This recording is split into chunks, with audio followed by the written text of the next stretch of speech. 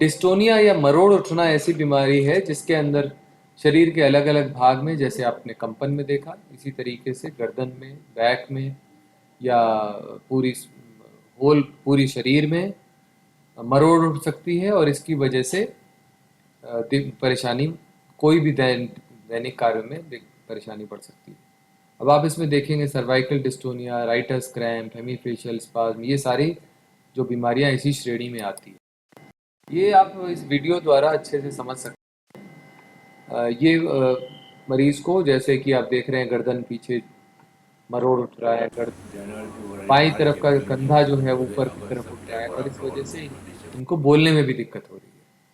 ये दूसरे मरीज को आप देखिए कि गर्दन में मरोड़ उठी और दाईं तरफ देख रहे हैं, और पीछे की तरफ मरोड़ उठने की वजह से देखने में भी दिक्कत आ सकती है, ड्राइविंग करने में, कोई कार चलाने में, साइकिल चलाने में, इस वजह से काफ़ी परेशानी हो सकती है। एक और मरोड़ उठने का विकार है जिसको राइटर्स क्रैम्प बोलते हैं, उसमें लिखने में परेशानी आ सकती है।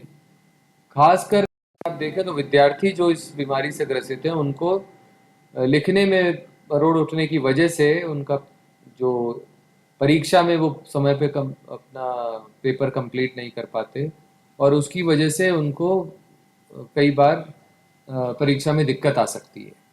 ऐसे विकार को भी कई टैबलेट से और इंजेक्शन से ट्रीट किया जा सकता है, और आजकल इसके कई लॉ बनाए गए हैं जिससे ऐसे लोगों को मदद मिल सके। तो आप ये दूसरा मरीज देखेंगे, इसमें आंखों से कहते हैं ब्लेफरोस्पाज्म, ये आंखों का डिस्टोनिया है या गति विकार है। इसमें आंखें अपने आप ही बंद हो जाती हैं। इस कारण से व्यक्ति एक तरीके से अंधा की तरह से हो सकता है, और अगर कोई ड्राइव कर रहा है या कार चला रहा है और मोटरसाइकिल चला रहा है तो उसमें एक्सीडेंट होने का खतरा बहुत ज़्यादा बढ़ जाता है।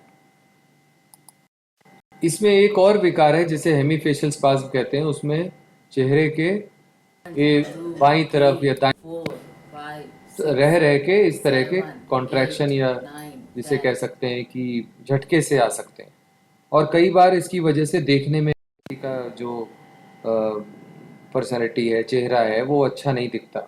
तो इसको भी बहुत अच्छे तरीके से ट्रीटमेंट किया जा सकता है।